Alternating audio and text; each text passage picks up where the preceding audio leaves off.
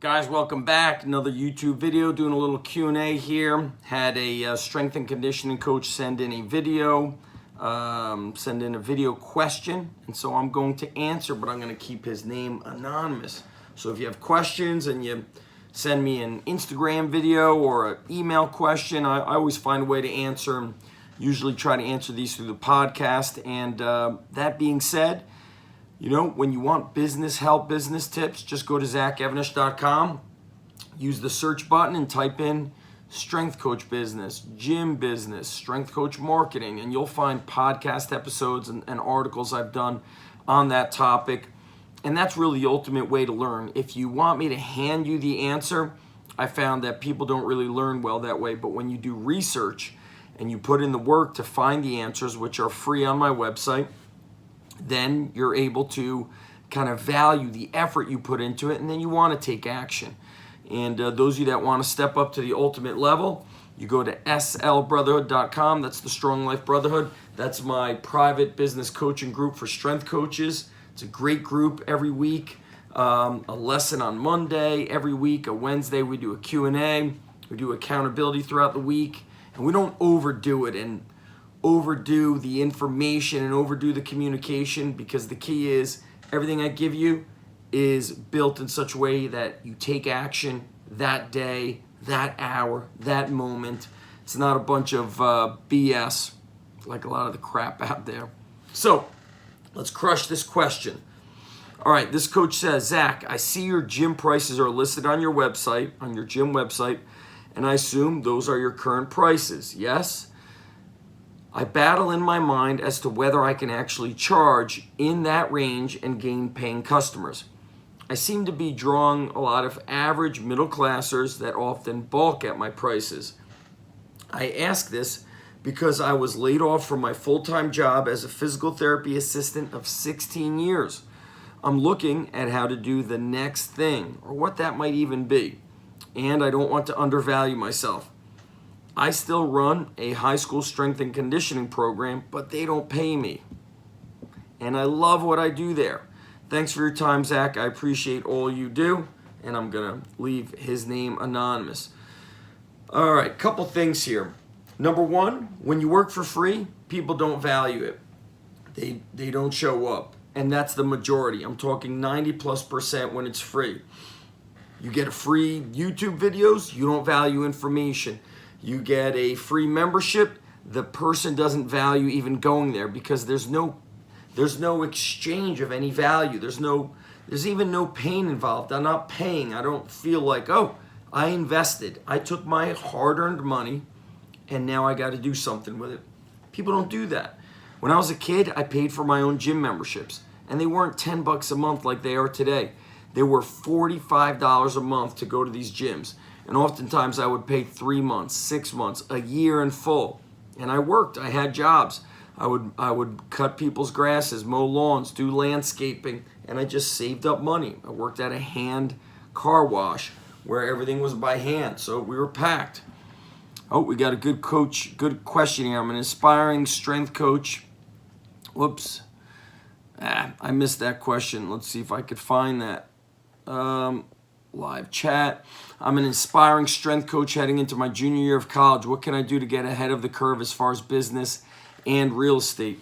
Listen to this and then go to all my podcasts at zachevanish.com and type in strength coach business or gym business. I talk about real estate, renting versus owning, how to start your own business, how to start it from a house. But let's crush this question from our friend. So number one, yes, my prices are listed on the website, and they're listed in the bottom. They're not listed in the top. Why do I do that? My website is created in such a way where, and I'll tell you, back in the day, I almost created a business out of my website because coaches from all around the country were cut and pasting my website, and then they didn't even edit out the city and state. And so I was going to license out my website. So for all you weak copycats out there, step number one, you can't be me. The ultimate power is in being you. So my prices are listed in the bottom. I preface everything with testimonials, success stories, and our expectations of parents and athletes. I'm not working with people who are kind of sort of interested I don't know if it's the right time. I'm busy. Maybe I'll come back. I work with people who have urgency. I do that with the athletes I work with the parents of the athletes, and with the coaches I work with from a consulting standpoint. Same thing if I'm consulting an organization of any sort, whether it's military, university, corporate. I want people who are go-getters, okay? So when I hop on the phone with somebody, I have questions to ask them. Before I hop on the phone with them, I say, John Smith or Susie Smith, thanks for reaching out. I saw you requested more information. Have you taken 5 minutes to thoroughly go through our website from top to bottom? It explains everything. How membership works, how you cancel, who you email when you need to cancel, what is our cancellation policy, what is our expectations of the athletes and the parents. Boom, boom, boom, boom, boom. Then they see the price. When I get on the phone with them, there should be no surprise. And on a scale of 1 to 10, I've been doing this for a long time, I only want 9s and 10s showing up for a free trial. So they're ready to go. And so, number one, how do you provide, or how do you offer a price where people are not in shock? Well, what is your resume, so to speak? What is the history of your success that you've provided for hundreds and thousands of others? That's how it all starts. And so people who want a great service are willing to pay for it. But a couple things I've learned having multiple locations in different parts of New Jersey and in different kind of economic and socioeconomic regions is I always say, like, if I was to open a gym again, I would be in a highly affluent area. Now, the town I live in is very well considered affluent, but is it also considered a go-getter, hard-charging place where people are really, aggressively trying to support their kids for the sports? Not in my town. Now, what about my gym that's up in North Jersey? Oh yeah, absolutely. North Jersey has a completely different attitude than the Jersey Shore area. What about the North Jersey area near New York City, where the majority of people work in New York City or work from home? They used to work from the city until this whole COVID lockdown happened. They're extremely affluent. Their income is so big that, investing in their child several $100s is nothing to them. It's not something they stress about. So, do you want to open up a gym an hour away from you or 30 minutes away where you're going to be around more affluent people? That may not be the quality of life you want. So step one, start showcasing your success stories. Have testimonials from parents and athletes. Step number two, pricing in one area cannot be the same pricing everywhere across the country, because there's, the market dictates the price. But then you can, of course, decide whether you are offering a service that is of top shelf value, right? Like liquor, you have top shelf in the bar, mid shelf, bottom shelf. What kind of bar are you known for?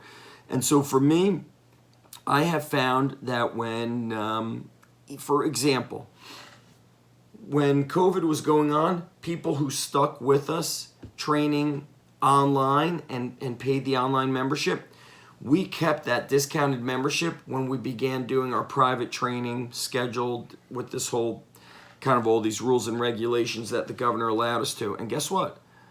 Some of those people bailed out at this monster discount. And you know what that has always shown me? When it's cheap, they don't respect it. And years ago, I had a big influx of football players who trained with me. It was like a 60% discount, okay? Because we had like 30 plus kids sign up. Another strength coach who worked at like one of these big facilities, it wasn't his own facility, it's these big sport facilities, they get paid salary.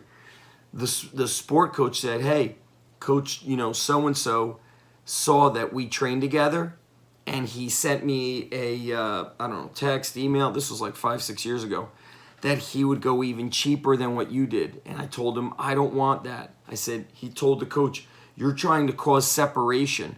I want my guys training together. And what I saw was like, holy crap. David Candelaria, what's up? I was like, holy crap. the price that guy offered, it didn't matter. He was getting paid salary by this sport facility. So he was just bringing in numbers. When you're an independent business owner like myself, you can't do that. And I'll tell you what, these, advertisers out there who tell you, I'll get you 20 to 30 new clients a month. What kind of shit offering service are you going to give them at 30 new people a month? Okay? Unless you have 0 clients, okay, I'll be able to handle 30 new people. But we can't take 30 new people unless we restructure our whole schedule. And these new people could come in groups of 10 or 15 alone without being mixed in with all these new people. And I'll tell you, I coach full-time at a high school. The first group after school is sometimes 65 to 75 kids. And you got to have your head on straight and be a pro to organize it. And that's why I always take photo for these live videos where you could see books I'm reading, books I've read. It's like a hint to see, hey, will this coach do some research and legwork to do that? So number 1, come up with your own price. I'm never at the lowest. I'm always top tier. Now, I've been coaching since 1995. That was my first coaching job. That's 25 years. But look, somebody coaching more doesn't make him or her better. What if I did 25 years of crap? Okay? So, don't worry about my prices. And that being said, don't worry about what people are doing all around you. Focus on what you want to build, create kind of the expectations, and offer a professional, amazing, life-changing service. That's it. Let's see if I missed any of your other questions.